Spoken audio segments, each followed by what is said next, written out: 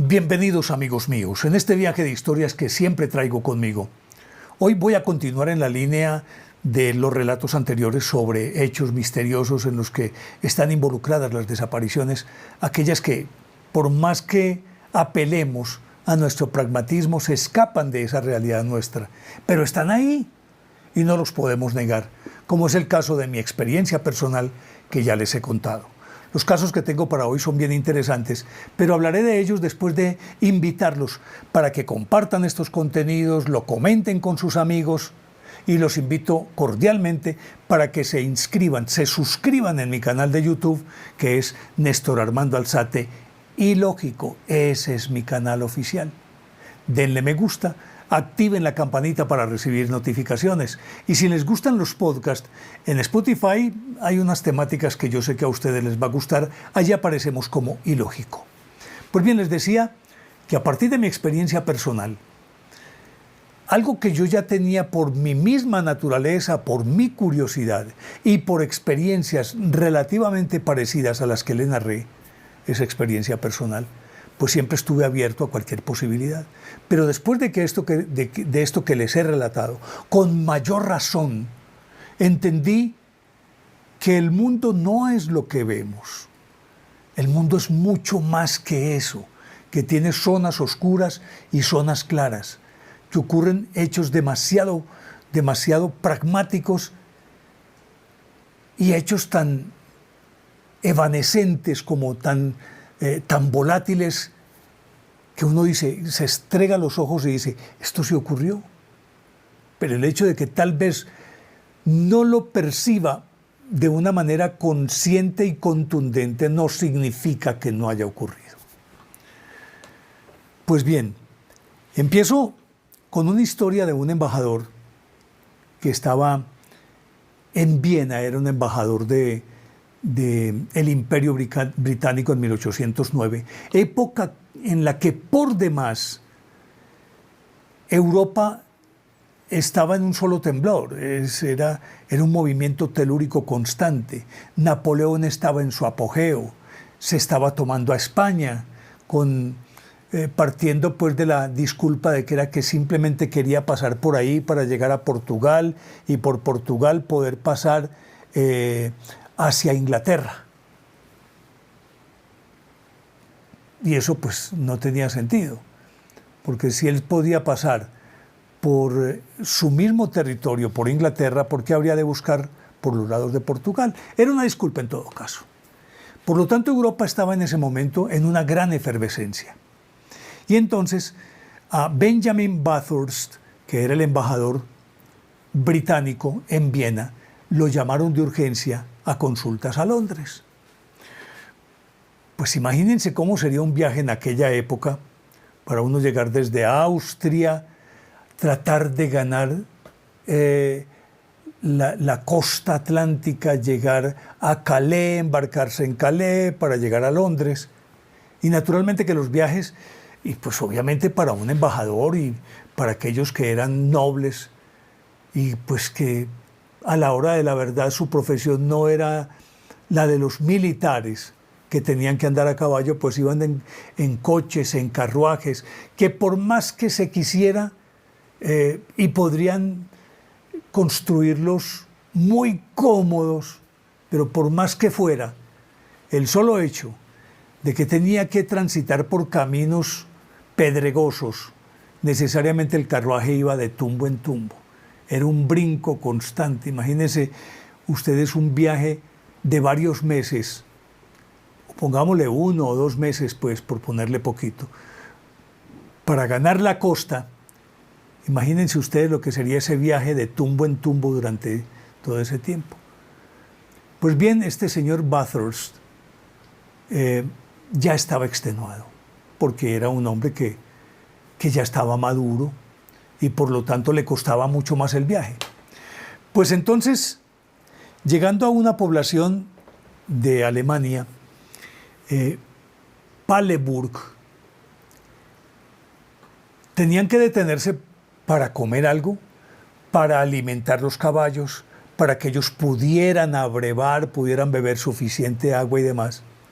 Se detuvieron allí Y una vez que se detuvieron, mientras el que conducía el coche y su palafrenero se bajaban, desenganchaban los caballos, él dijo, bueno, tengo tiempo para estirar mis piernas.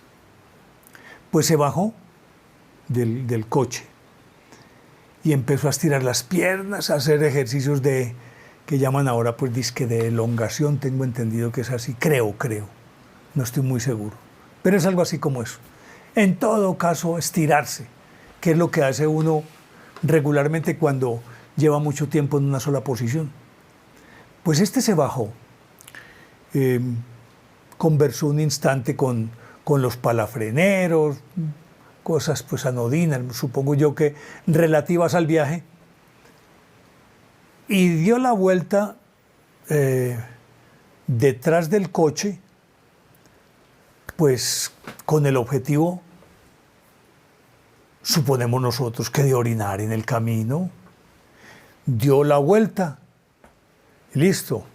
Mientras tanto, estos otros estaban aquí ocupados de los caballos, dándoles su melaza, su agua, dándoles heno, pienso, en fin, la comida de los caballos. Y transcurrieron varios minutos en esa operación. Supongo yo que en aquella época unos descansos podrían ser de, bueno, lo mismo que hoy, 15 minutos, 20 minutos, media hora, que es lo que habitualmente descansa uno cuando va en carretera y se baja del carro. Cuando terminaron de hacer todo eso, los palafreneros, ya listos, reengancharon los caballos, revisaron todo, y el señor no aparecía. Cuando dieron la vuelta, pues, a ver, ¿qué estaba haciendo? ¿Qué fue lo que pasó? No estaba. Desapareció. Y ni modo de decir que se hubiera escabullido por algún lado, porque a donde entraron era como una especie de posada, que había como una una rotonda, una pequeña rotonda, o un área semicircular que era un muro de piedra. Y aquí estaba la entrada. Y el muro semicircular venía hasta acá, y aquí, obviamente que empataba con la posada.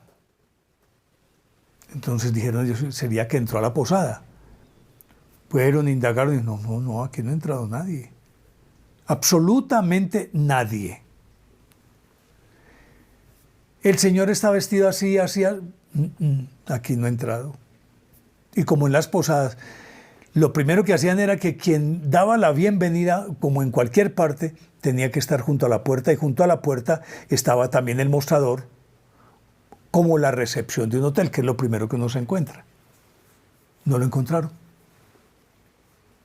Y lo buscaron, y no se pudo haber escabullido por ningún lado. Pues salieron donde estaba el coche e hicieron el mismo ejercicio de él, dar la vuelta por atrás del coche, donde supuestamente él se había parado a orinar. Y nada, y empezaron a llamarlo. Nada. Después de llamarlo varias veces, escucharon como una especie de quejido, un débil lamento. Volvieron a llamarlo y él le respondió, aquí estoy, pero resulta que no había nadie. El muro estaba más o menos a unos 10 metros y el sonido no venía de ninguna parte. Y de pronto esa voz, cuando lo llamaron, la voz que respondía, parecía salir de alguna parte, pero del aire. No de ningún espacio, no de ningún lado de donde ellos estaban, sino como del aire. Pues llamaron a la policía. Se llegó a pensar que de pronto algunos agentes de Napoleón lo pudieron haber secuestrado, pero no habrían pasado inadvertidos, porque el muro de piedra era alto y cualquier cosa se hubiera escuchado, porque el carruaje, él se ubicó atrás del carruaje, a menos de 2 metros del carruaje por la parte de atrás. Todo se tendría que haber oído. Entonces se descartó también la idea de que pudiera ser un comando, por decirlo de alguna manera, de de los franceses que pretendieran secuestrar a ese embajador británico. Lo cierto del caso es que llegó la policía, lo buscaron por todas partes, nunca más se supo. Pero al llamarlo se escuchaba o un quejido o un débil aquí estoy en alguna parte. Y durante algún tiempo lo llamaron hasta que dejó de responder. Pues el gobierno británico naturalmente que puso el grito en el cielo y al suponer que había sido un secuestro le hizo el reclamo a Francia. Francia dijo, no, nosotros no tenemos nada que ver con este cuento. Nunca más apareció el señor Bathurst, el embajador Benjamin Bathurst, embajador del Imperio Británico ante Viena. Pero resulta que este caso de este señor tiene muchos puntos en común con otros tantos eventos de esta naturaleza. Y algo parecido a lo que le ocurrió a él sucedió, dicen que algunos afirman que en 1905, otros que en 1909, pero la fecha más creíble es 1909, y fue por la época en que esta historia apareció en los periódicos. Estaban en una noche de Navidad, en País de Gales, por allá en una zona rural de País de Gales, cenando una familia, la familia de Owen Thomas. Y ellos tenían un niño de 11 años. Como era lógico, tenían que allegar suficiente leña para poder hacer la cena. Pues esa noche, Owen Thomas le dijo a su hijo Oliver, que tenía 10 años, no solamente leña, sino que tenían que recoger agua. Entonces le dijo, ve, mira si tenemos suficiente leña, pero primero tráeme agua. El niño salió con un balde, y el pozo podría estar a unos 50 metros. El niño empezó a caminar hacia el pozo, sin ningún problema. Los mayores estaban adentro. Y de pronto, en cuestión de instantes, escucharon un grito terrorífico. Y todos inmediatamente se levantaron y salieron a ver qué era lo que había pasado. Supusieron que de pronto algún animal salvaje, no sé, un lobo o algo así por el estilo, estaba atacando al niño. Y entonces corrieron en dirección hacia el pozo. Y obviamente que sobre la nieve estaban las huellas de las pisadas del niño. Hasta que unos 2 o 3 metros antes de llegar al pozo, 2, 3, 4 metros antes de llegar al pozo, ahí terminaban las huellas. Es decir, se veían huellas desde que salía de la casa hasta llegar unos 3 o 4 metros antes del pozo, de la boca del pozo. Y ahí no había más huellas. No estaba el niño. No habían rastros de sangre, porque tendría uno que suponer que de pronto ese animal salvaje, el hipotético animal salvaje, lo podía haber herido, y si lo hirió necesariamente tenía que manar sangre, y si manaba sangre, con mayor razón se iba a ver sobre la nieve blanca. Nada. Entre las últimas huellas y el pozo, entre esos 2 metros, todo se veía inmaculado. Pues empezaron a buscarlo alrededor, por todas partes, y no, por ninguna parte ni había huellas, no había nada que delatara el que el niño hubiera sido o raptado o que él hubiera huido. De todas maneras, se tendría que haber visto nada de nada. Y empezaron a llamarlo, y nada.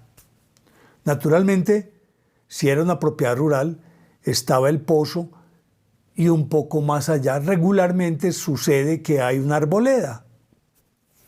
o por lo menos, si no una arboleda compacta, hay árboles.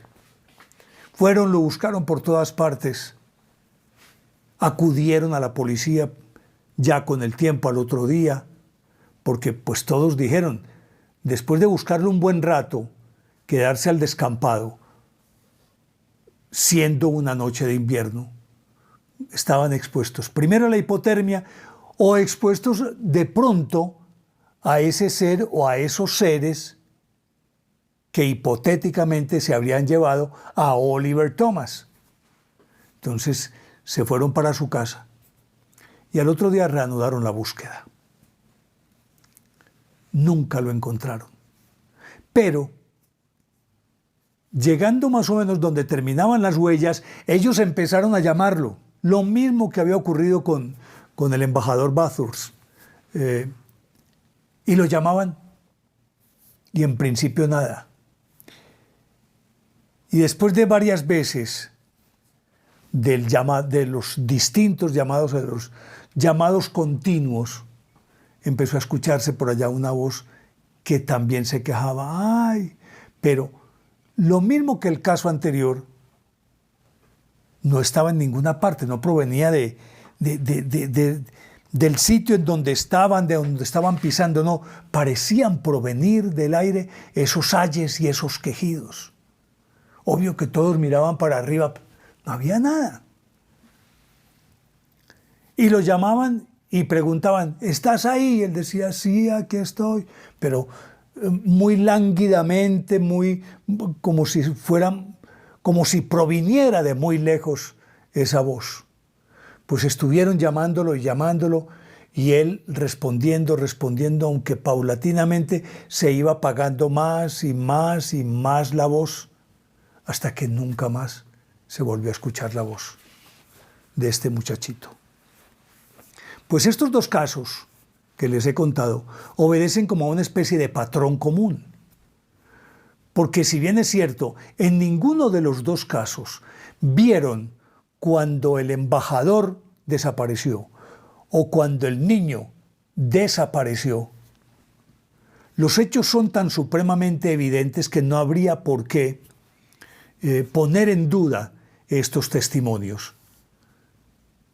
Y nos llevaría a pensar que así como han ocurrido estos dos casos, así, tal cual ocurrieron, necesariamente estos dos personajes, Bathurst y Oliver Thomas, se esfumaron, desaparecieron en el aire.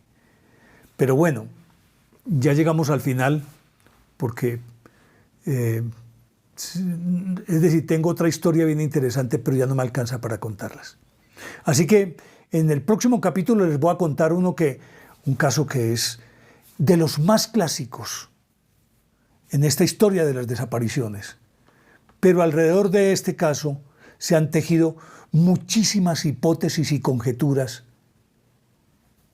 de las que yo les voy a hablar en el próximo capítulo. Por ahora a ustedes muchísimas gracias por acompañarme. Espero que les haya gustado. De ser así, denle me gusta, activen la campanita para recibir notificaciones y los dejo con mi inquietud de siempre. ¿Les parece lógico o ilógico esto que les he contado? Son ustedes los que deciden. Chao.